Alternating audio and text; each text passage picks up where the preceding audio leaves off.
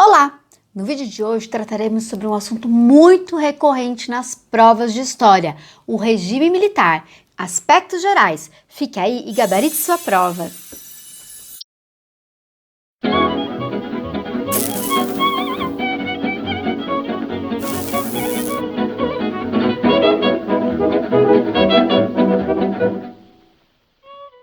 Olá, queridos alunos e queridas alunas, tudo bem? Sejam todos muito bem-vindos aqui ao canal História e Sociologia Articuladas. Eu sou a Prof. Ale Lopes e o assunto de hoje cai sempre nas provas de história, que é o regime militar, né? Veja, regime militar é um dos assuntos que a gente costuma incluir no que chamamos de história do tempo presente. E se é a história do tempo presente, a forma privilegiada dos vestibulares, das provas de um modo geral, de concurso público abordarem é a característica ou as características do ponto de vista político, econômico e social que dão o tom geral, que marcam esse período. E eu quero dizer uma segunda coisa para vocês. Quando a gente fala do período do regime militar, nós também falamos de uma integração entre os elementos políticos e econômicos. Vou dar um exemplo. Entre 68 e 73 foi o período que a gente chama de milagre econômico, se observar do ponto de vista da economia. Por quê? Porque a economia cresceu demais nesse período, teve ano que chegou até 14% de crescimento ao ano. Mas se olhar do aspecto político, eu vou chamar de anos de chumbo. Por quê? Porque foi um período de grande repressão do governo em relação aos grupos oposicionistas. Então, como que as provas costumam cobrar? Sobretudo a VUNESP, ela cobra a interligação dessas coisas. A contradição, você tem um período super propositivo, de grande crescimento econômico, né?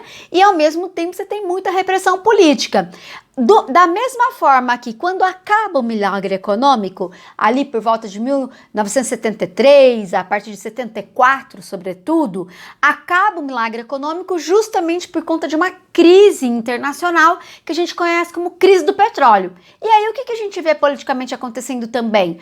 Um desgaste político do regime. É o momento, inclusive, que o general Geisel fala que precisamos devolver o poder aos civis num processo de transição lento, gradual e seguro, né? Então, veja bem, essa interligação entre economia e política é uma das formas que os vestibulares e os concursos abordam esse tema. Então, fique muito de olho, tá bom?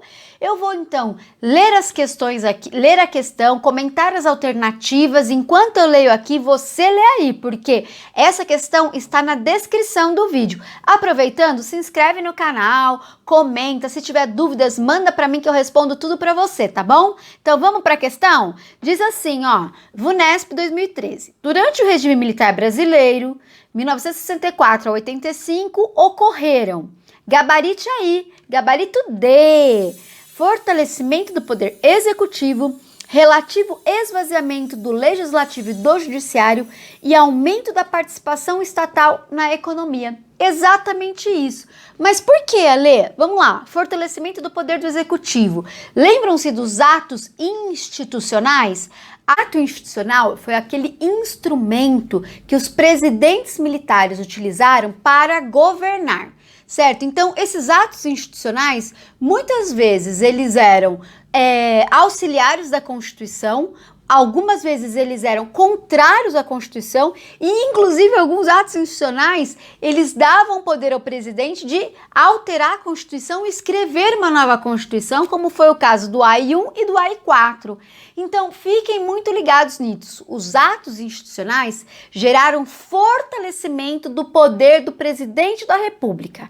E ao fortalecer o poder do presidente da República, ou seja, o poder executivo, na prática houve um esvaziamento do poder legislativo e também um controle do poder judiciário. Isso, inclusive, caracteriza o regime como um regime ditatorial. Para alguns historiadores, o regime militar foi uma ditadura porque os atos institucionais deram um poder excepcional ao presidente da República a ponto dele fechar algumas vezes o parlamento, como foi no caso do AI-5 em 1968 e também em 1977 com o pacote de abril, né? Dava inclusive o poder, imagina o poder do presidente de escrever uma Constituição novinha em folha. Isso é um ato excepcional, né? Então não quer ouvir nenhum deputado, não importa a soberania popular na escolha dos parlamentares, então o presidente da República pode tudo. Então nesse sentido, a gente fala de uma escalada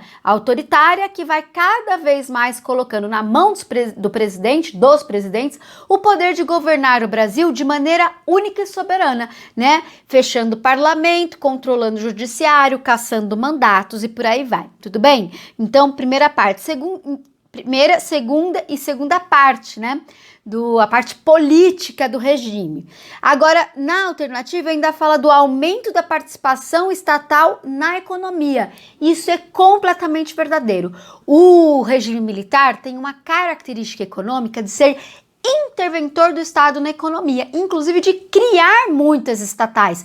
Foi um período da história do Brasil onde mais estatais foram criadas. Quer ver um exemplo? Embraer, a Companhia de Correios e Telégrafos, já vi questões falando nisso, né? Então, aumentou o papel do Estado na aviação, na comunicação? Sim, criou-se a Telebrás também. Então, Correios e Telégrafos, Embraer, Telebrás, várias dessas empresas nos setores que os militares consideravam estratégicos, inclusive na questão energética, né? Então, várias empresas energéticas ou foram criadas ou foram fortalecidas, com a Petrobras e todo o projeto de desenvolvimento da energia nuclear também, Angra dos Reis, anote aí.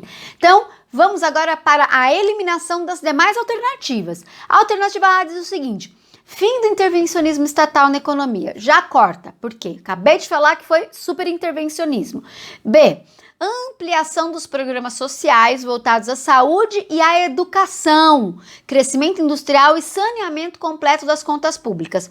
Ora, meus queridos, veja bem, ampliação dos programas sociais.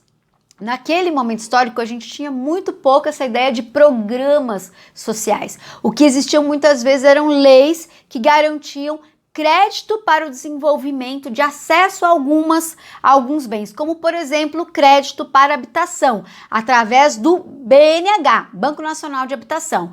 Do ponto de vista das escolas, né, da saúde e da educação, você tem um investimento, não é um investimento tão grande, mas você poderia considerar esse item como correto, tá?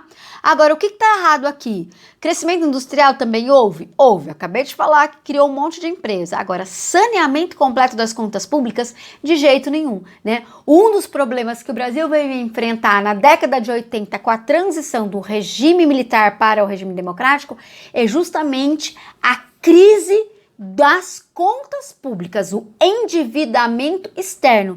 Então, uma outra característica do regime foi fazer muitas obras públicas, como, por exemplo, a ponte Rio-Niterói, a hidrelétrica de Itaipu, mas com que dinheiro? Com dinheiro emprestado do exterior, ou seja, aumento da dívida externa. Isso não é equilíbrio, isso é desequilíbrio das contas públicas, tá bom?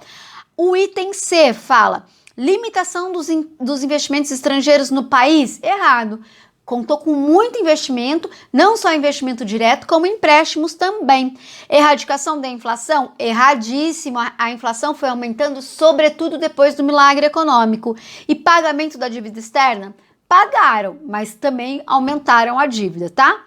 Item D. Por que podemos... O item D é o item correto? O item E.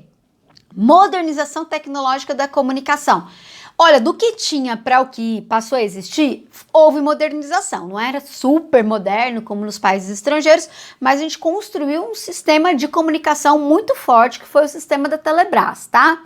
Agora, incremento do transporte aéreo, também certo, com a Embraer. Muito importante foi o papel da Embraer no desenvolvimento da aviação brasileira. Agora, o que está errado aqui? Maior equilíbrio da distribuição de renda. Por quê? Embora o Brasil tenha crescido 14% ao ano, né, e em média 11% durante o período do regime militar, houve concentração de renda. Então, a diferença entre quem ganha menos e quem ganha mais ampliou. E isso é desigualdade social, né? Então, Países como os Estados Unidos têm grande desigualdade social. Aquele 1% dos mais ricos são muito mais ricos do que a classe média. Então, desigualdade, você quer ver, tem países da África cuja desigualdade social é pequena. Por quê? Porque a renda, de um modo geral, é baixa para todo mundo. Então, você tem pequena desigualdade social. Então, desigualdade social tem a ver com concentração de renda, ou seja, a diferença entre quem ganha mais e quem ganha menos. E no Brasil, portanto, o crescimento da economia não gerou uma melhor distribuição. O resultado foi concentração de renda e aumento da desigualdade social. Leve todas essas informações para sua prova e gabarite sua prova, tá bom? Se você tiver dúvidas, não se esqueça, manda para mim aqui no canal, põe nos comentários ou então manda no Instagram que eu respondo todos vocês. O importante é que vocês gabaritem na prova, tá bom? Bons estudos, até a próxima, tchau!